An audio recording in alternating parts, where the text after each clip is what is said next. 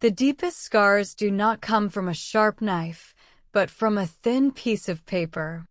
The midnight air was freezing cold. A thick, gray fog covered the old city train station. I stood alone on the dark platform. I held my cheap, broken suitcase tightly against my chest. My name is Maya.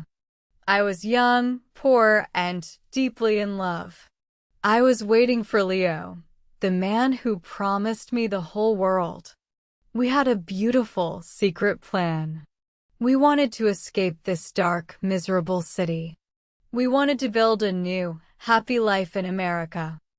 We worked terrible jobs for 3 long years.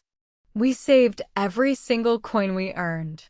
We hid our money in a small metal box under my bed. Just yesterday, Leo took all our savings to buy 2 expensive, one-way boat tickets to New York. Tonight was our big escape. The station clock ticked loudly. The giant train arrived, blowing thick, white smoke into the cold air. People rushed past me, laughing and hugging their families. I watched the heavy doors open. I looked everywhere for Leo's familiar face. He promised to meet me right under the big station clock. The loud whistle blew. The train conductor shouted that the doors were closing. Panic started to rise in my throat. Where was he? Did he get hurt? I wanted to run into the dark streets to find him. But then a small, dirty shoeshine boy ran up to me. The young boy did not say a word. He just handed me a folded white envelope and ran away into the fog. My hands were shaking violently as I opened it. I recognized the neat, careful handwriting immediately. It was Leo's handwriting. But the words were completely, terribly wrong. I am sorry, Maya, the letter began. I took all the money. I bought only 1 ticket for myself. America is a hard place. There is no room for weakness there. You are too poor and too sick. You are a heavy burden. Please forget me. I read the cruel words again and again. The heavy train doors closed with a loud crash. The train slowly moved away, leaving me completely alone in the dark smoke. The man I loved with all my heart had stolen my money and destroyed my only dream. My knees hit the cold, hard ground. I did not cry. The shock was too massive. The pain was too deep for simple tears. I looked at the empty train tracks. My beautiful future was gone. My trust was completely broken. I was entirely alone in a dark, cruel world. A deep, burning anger started to grow inside my broken heart. He called me a heavy burden. He thought I would die in this dirty city without him. I squeezed the letter in my fist until my knuckles turned white. I made a silent, dark promise to the empty station. I walked back to my tiny, freezing apartment. The city streets felt more dangerous and lonely than ever before. I looked under my bed. The small metal box was completely empty. Leo had taken every single coin. But the stolen savings were not my biggest, darkest problem. I had a terrible secret. I never told Leo about my dying mother. Before she passed away, I borrowed a massive amount of money to buy her medicine. I borrowed it from the most dangerous, violent mafia group in the entire city. The interest rate grew larger every single week. Tomorrow morning was the final deadline. If I did not pay the massive debt, the mafia boss promised to sell me to a dirty, underground brothel. I had planned to use the train ticket to escape them forever. But Leo's betrayal had trapped me in a deadly, locked cage. I sat on the cold floor and waited for the morning sun. I had no money, no family, and no hope. I was completely ready to die. At exactly 8 o'clock, Heavy footsteps echoed in the hallway. 3 large, scary men with dark tattoos kicked my thin wooden door open. They walked into my small room. I closed my eyes tightly. I prepared my body for the painful hits. I waited for them to grab my hair and drag me into the street. But the violent attack never happened. The room was perfectly, strangely silent for a long moment. I slowly opened my eyes. The biggest, scariest man was standing right in front of me. He did not look angry. He looked at me with cold, empty pity. He reached into his dark leather jacket. He pulled out a thick, red notebook. It was my official Mafia debt record. He threw the heavy notebook onto the floor near my feet. I looked down at the paper. Stamped across my name in bright, bold ink was one beautiful word, cleared. My massive, impossible debt was completely gone. I stared at the paper in absolute, breathless shock. "You are a very lucky girl," the big man said with a rough voice. "Someone visited our boss last night. Someone paid your entire debt." I could not understand. Nobody in the city cared about me. "Who paid it?"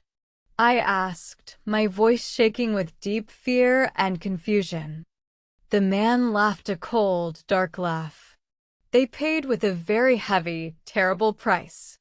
Be grateful, little girl. You are finally free." He turned around and walked out of the room with his men. The door closed loudly, leaving me alone with the canceled debt book. I picked up the red notebook. My hands trembled. Who could possibly pay such a massive amount of money? I thought about Leo's cruel letter. Was this my reward for surviving his terrible betrayal? I decided to use this strange miracle. I would build a new, successful life using my deep anger. 30 long, busy years completely changed my life. The scared, poor girl from the dirty apartment was completely dead. I was now a very famous, wealthy, and respected woman. I wore expensive silk dresses and lived in a massive, beautiful mansion on the highest hill in the city. I was married to Arthur. He was an incredibly rich, calm, and loving billionaire. Arthur treated me like a precious queen. He gave me everything I ever wanted. I had completely buried the painful memory of Leo. I locked my broken heart in a dark box and threw away the key. One sunny afternoon, Arthur handed me a newspaper. He looked at me with gentle, worried eyes. I read the small article on the second page. Sam, an old man who lived in the poor district, had died of a sudden heart attack. Sam was Leo's absolute best friend from the past. I did not want to go to the funeral. I did not want to remember the dirty streets or the painful betrayal. But my husband kindly encouraged me to go. "It is important to show respect to your past, my love," Arthur said softly. I finally agreed to attend the quiet ceremony. The funeral was very small and sad. I stood in the back, wearing a black coat. After the ceremony, a formal lawyer walked straight toward me. He carried a small, heavy wooden box. It was locked with a thick brass padlock. The wood was very old and covered in deep scratches. "Excuse me, madam," the lawyer said politely. "Sam left strict instructions in his final will. He demanded that I give this locked box directly to you. He said it belongs to your past." I took the wooden box. It felt incredibly heavy, like it held a dark, dangerous secret. I drove back to my beautiful, quiet mansion. Arthur was busy at his corporate office. I sat alone in my large, expensive library. I stared at the wooden box for an hour. My heart beat fast. Finally, I grabbed a heavy metal tool and smashed the brass lock completely open. I expected to find an old apology letter from America. I expected to find a picture of Leo's new, happy family. But the box was almost entirely empty. I reached inside and pulled out a single, old, yellow piece of paper. My breath caught sharply in my throat. It was a boat ticket. It was a one-way ticket to New York, dated exactly 30 years ago. The name printed clearly on the front was Leo. But the most shocking detail was on the edge of the paper. The ticket was perfectly whole. The boarding pass was never ripped. I stared at the yellow paper in absolute horror. The ticket was never used. Leo never stepped onto that boat. He never went to America. He never escaped this city. The story I believed for 30 years was a complete lie. The past was suddenly wide open again. My hands were shaking violently. I looked deeper into the old wooden box. Hidden under a piece of dark cloth was a small, dusty cassette tape. It looked very fragile and old. I walked quickly to the large wooden bookshelf in my library. I turned on my antique, vintage cassette player. I pushed the dusty tape inside and pressed the heavy play button. The machine made a loud, scratching noise. I held my breath, preparing myself to hear Leo's voice after 30 years. But the voice that filled the quiet library was not Leo. It was a weak, crying voice.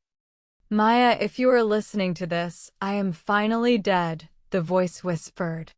I recognized the rough sound immediately. It was Sam. He sounded completely broken and filled with terrible guilt. "I cannot carry this dark secret to my grave. I have to tell you the absolute truth." I sat on the floor, my expensive dress folding around me. "The letter you received at the train station," Sam cried on the tape. "Leo did not write it. I wrote it, Maya. I carefully forged his perfect handwriting. I am so deeply, terribly sorry for the pain I caused you." My heart stopped beating. The cruel letter that destroyed my youth was a complete fake? Why? I screamed out loud to the empty room. The tape hissed quietly for a moment. "On the day you were supposed to leave," Sam explained, "Leo went to your apartment to surprise you." "You were not home," Sam's sad voice continued. "But he found a red notebook hidden under your mattress. It was a Mafia debt book. He saw the massive, impossible number. He saw the final deadline. He knew exactly what those violent, evil men would do to you the next morning."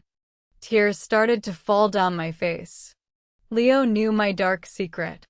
Leo loved you more than his own life," Sam whispered. "He knew your dream was to go to America. But he also knew you would never survive the Mafia. He knew they would hunt you down and sell you. He came to my house," Sam cried loudly on the recording. "He was holding all your savings in his hands. The money for the tickets. He told me he had to go to the dark warehouse. He had to meet the terrifying Mafia boss. He had to buy your absolute freedom." The truth was crashing down on me like a heavy, violent ocean wave. The canceled debt. The strange, quiet morning in my apartment. Leo did not steal my money to run away. He took our beautiful dream and walked directly into the dangerous mouth of a hungry, evil monster. I covered my face with my hands, sobbing uncontrollably. The man I hated for 3 decades was not a selfish coward. He was a brave, selfless hero. But the tape was not finished yet. Sam's voice grew darker and much more terrified. The worst part of the story was coming next. The cassette tape hissed loudly in the large library. Sam's voice was shaking with pure terror. "I followed Leo to the dark warehouse," Sam whispered. I hid behind the tall wooden crates. I saw the dangerous Mafia men. They were holding heavy, loaded guns. The boss was sitting in the shadows. Leo placed all your savings on the dirty metal table, Sam continued. He begged the boss to cancel your debt. But the boss just laughed a cold, cruel laugh. He said the money was garbage. It was barely enough to pay the interest. The boss ordered his men to go find you. I gasped loudly, remembering the scary men who kicked my door open. Leo panicked, Sam cried. He fought the guards, but they beat him down to the hard floor. His face was covered in thick, dark blood. But he did not give up. He crawled back to the boss's boots. Leo offered the only valuable thing he had left in the world. Sam's voice broke completely. He offered his own life. He told the boss he would work as a silent slave on the Blackwater. The boss smiled. He loved that terrible idea. He agreed to the dark trade. My blood turned completely to ice. Every poor person in the city knew the terrifying legend of the Blackwater. It was a notorious, massive smuggling ship. It carried illegal, dangerous cargo across the deadly oceans. The workers on that ship were disposable slaves. They never, ever came back alive. Leo signed the blood contract, Sam whispered painfully. He sold his entire life to completely clear your name from their red notebook. He traded his future in America for a dark, violent death on the ocean. He bought your freedom with his own warm blood and his broken bones. I screamed in pure, absolute agony. The beautiful life I lived for 30 years was bought with his horrible suffering. Every expensive meal I ate, every silk dress I wore, was paid for by his slavery. I had cursed his name while he was bleeding in the dark ocean for me. The pain in my chest was unbearable. I fell to the floor, pulling my hair. He was a saint, and I had treated his memory like dirty garbage. I had believed the cruel letter. But a confusing thought suddenly stopped my wild crying. Why did he send that terrible letter? If he sacrificed everything for me, why did he want me to believe he was a selfish traitor? Why did he break my heart so completely? I reached up with a shaking hand and increased the volume on the old cassette player. I needed to hear the end of Sam's dark confession. I tried to stop him, Sam sobbed on the tape. But the guards were dragging him toward the back door. The boat was leaving that night. He had only 1 minute left. He looked at me with bleeding eyes. He gave me a very strict, terrible order before he disappeared into the dark. The cassette tape clicked softly. Sam's voice was very weak now. I asked Leo what I should tell you, Sam whispered. I wanted to tell you about his brave sacrifice. I wanted you to know how much he truly loved you. But Leo became very angry. He grabbed my shirt tightly. He told me you were too stubborn and too loyal, Sam cried. He said if you knew the real truth, you would never move on.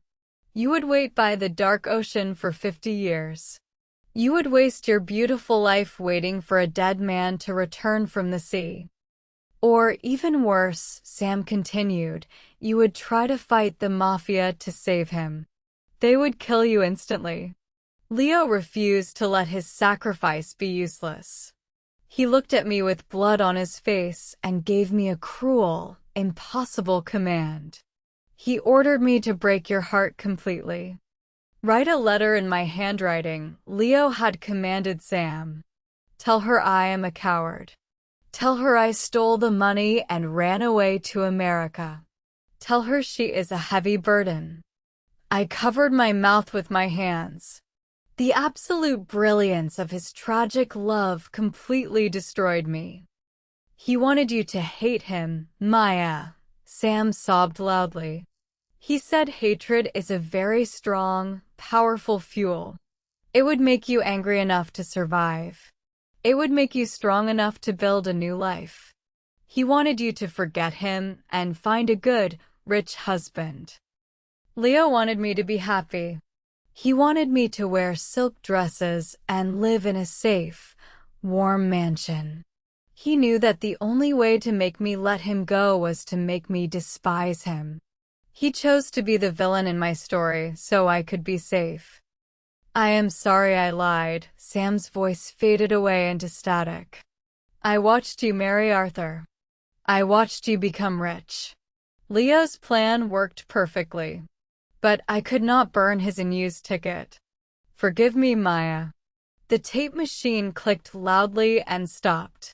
The library was completely silent again. I lay on the expensive carpet, unable to breathe. My entire life was a carefully designed masterpiece of his tragic love. I hated him for 30 years, just exactly as he planned. His sacrifice was so pure, it felt like a holy religion. I owed him my entire existence. But I was not a weak, poor girl anymore. I was a powerful, wealthy woman. I stood up slowly. The tears stopped falling from my eyes. A new, terrifying, and dangerous fire started burning in my soul. I was not going to sit and cry in my beautiful, expensive cage. I grabbed the unused boat ticket.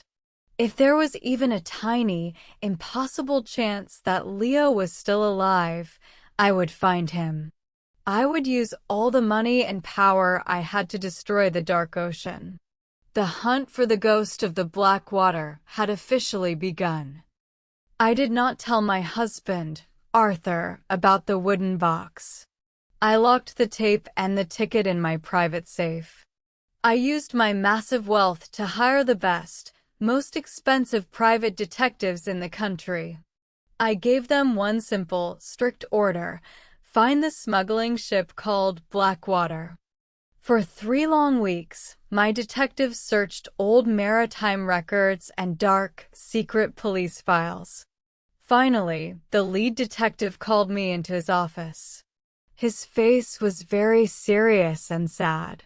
He placed a thick, dusty folder on the desk in front of me. It was the official history of the ship. I am sorry, madam, the detective said quietly. The Blackwater does not exist anymore. 29 years ago, the ship was caught in a massive, violent hurricane. It sank into the deepest part of the dark ocean. The official government report declared that every single man on board died in the storm. My heart broke again. I was too late. Leo had died a terrible, cold death in the dark water. But the detective did not close the folder. He pulled out a single, thin, yellowed piece of paper. It was a very old, forgotten report from a local Coast Guard station. However, the detective continued softly, the ocean sometimes refuses to kill a strong man. 2 days after the storm, a local fisherman found a body washed up on a rocky beach. The man was barely alive. His body was completely broken, and his face was severely scarred by the violent rocks. I leaned forward, my hands shaking. Did he have a name? I asked quickly. The detective shook his head. No. The trauma was too extreme. The man lost his memory completely. Furthermore, a heavy piece of metal had crushed his throat during the shipwreck. His vocal cords were completely destroyed. He is entirely mute. A nameless, silent ghost. It had to be him. Where did they take him? I demanded. The detective pointed to a map on the wall. The local hospitals could not help him. A small, remote group of monks took him in. He has lived in a silent, isolated Cliffside Monastery for 29 years. I stood up immediately. I did not care if he had no memory. I did not care if he could not speak. I just needed to see his eyes. I needed to hold his scarred hands and tell him that his massive, cruel sacrifice was not forgotten. I paid the detective a huge bonus. I packed a small bag. I told Arthur I was going on a quiet, spiritual retreat to rest my mind. My husband smiled gently and kissed my forehead, telling me to be safe. I drove my car out of the bright, busy city, heading straight toward the dark, lonely mountains near the cold sea. The drive took 10 long hours. The road became narrow and dangerous. Finally, I saw the old stone walls of the isolated monastery sitting high on a steep cliff. The cold wind howled loudly around the ancient building. I parked my car and walked toward the heavy wooden gates, ready to face a ghost. The heavy wooden gates of the monastery were open. I walked into a beautiful, quiet courtyard. The air smelled like cold salt and fresh earth. Monks in simple brown robes walked silently past me. They did not speak. I searched every corner of the large garden with a desperate, pounding heart. Then, near the edge of the high stone wall, I saw him. He was a thin, frail man wearing a worn brown robe. He was kneeling in the dirt, carefully trimming a large bush of beautiful white roses. His hands were covered in deep, old scars. I slowly walked closer to him. He turned his head to look at me. The private detective was right. His face was a terrible map of pain. It was covered in thick burn marks and deep scars from the violent shipwreck. But the scars did not matter. I looked directly into his deep, beautiful brown eyes. It was Leo. 30 years of time and pain could not hide the gentle soul shining in those eyes. I gasped loudly and dropped my small bag. "Leo," I whispered, tears flooding my face instantly. "My brave, beautiful Leo. I found you." I ran forward, wanting to hold him tightly forever. But Leo's reaction was completely shocking. He did not look confused. He did not have amnesia at all. He recognized me instantly. His scarred face turned completely white with absolute, pure terror. He dropped his garden tools and stumbled backward into the sharp rose bushes, trying to get away from me. He raised his shaking hands, violently pushing the empty air between us. He was silently screaming with his whole body. He pointed wildly toward the heavy wooden gates, telling me to leave immediately. Large tears rolled down his scarred cheeks. He looked like a man watching a terrible monster approach.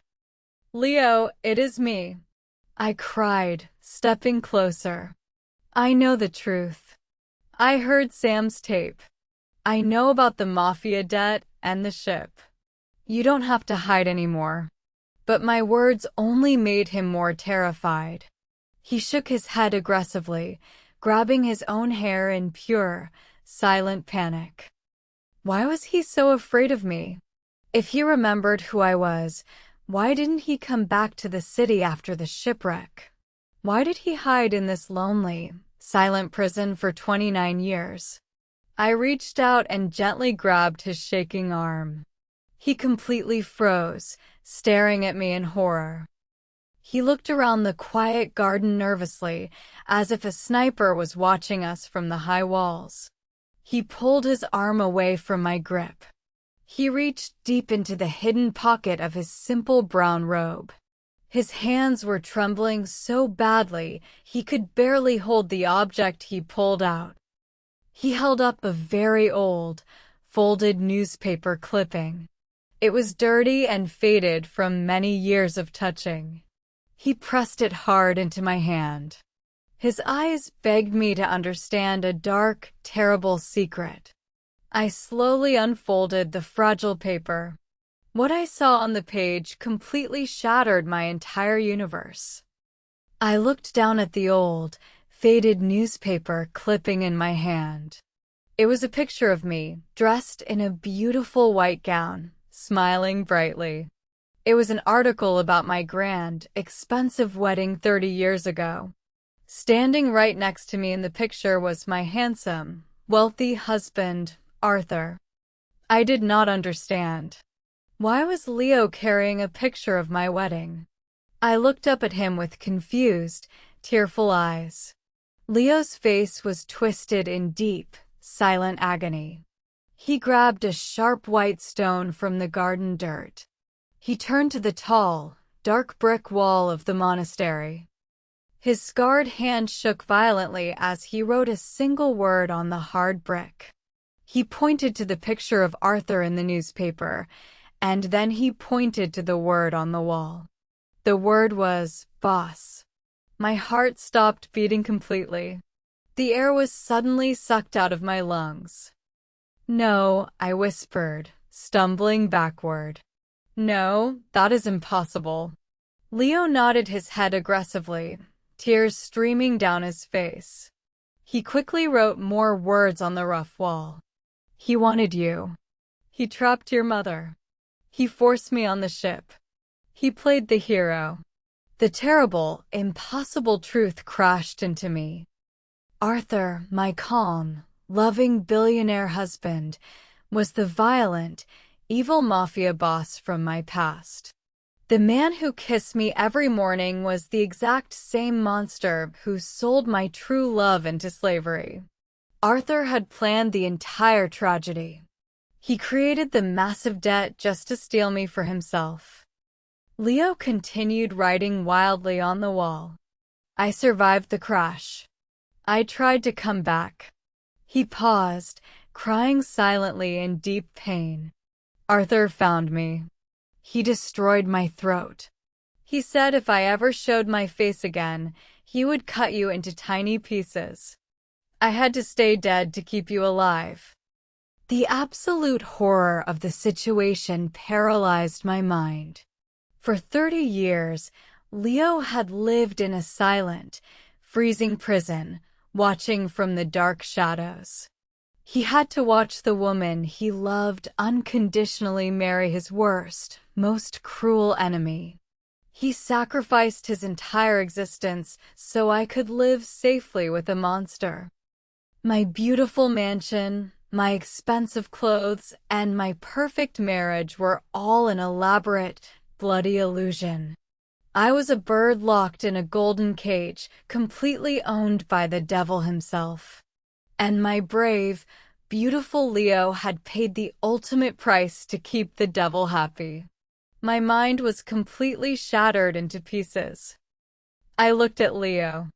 The brave boy from the train station was trapped in this broken, scarred body. I did not scream. I did not cry anymore. The sadness in my heart instantly evaporated.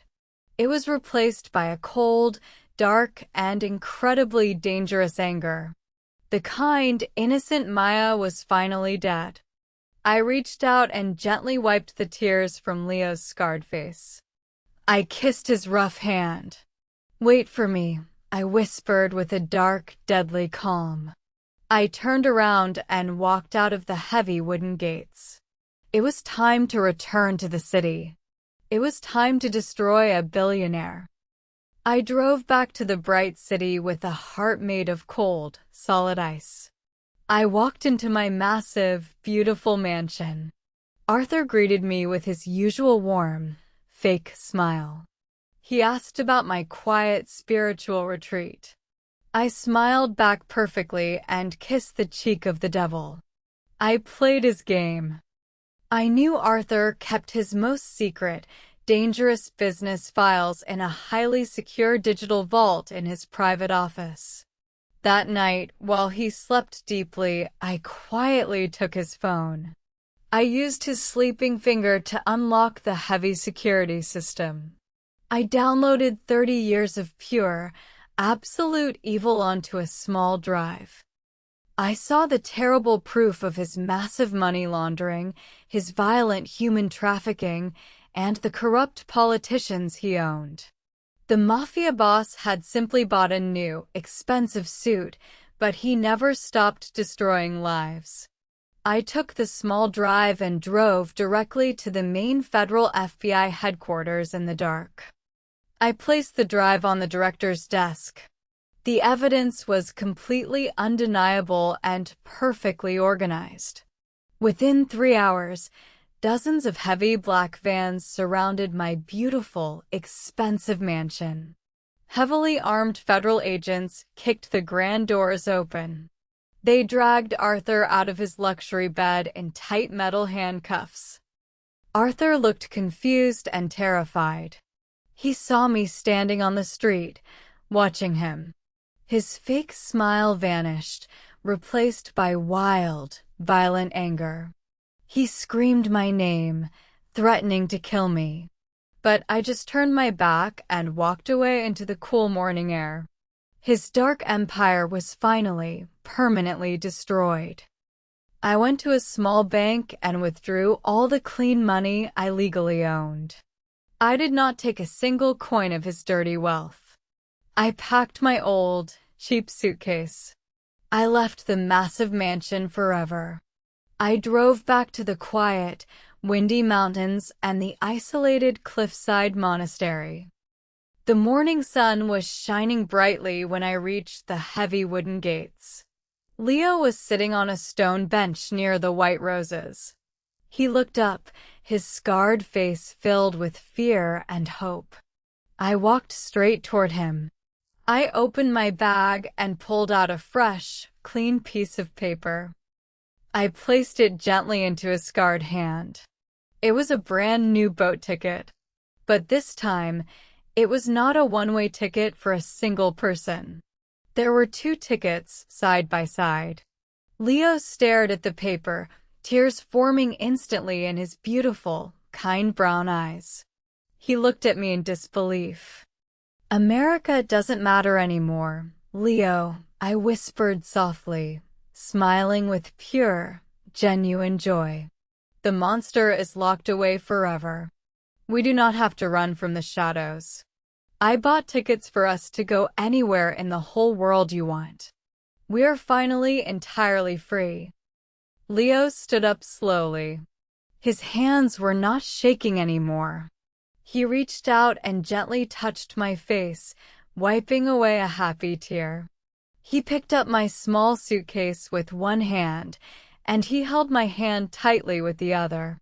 Together, we walked out of the heavy gates and into the bright, warm sunshine.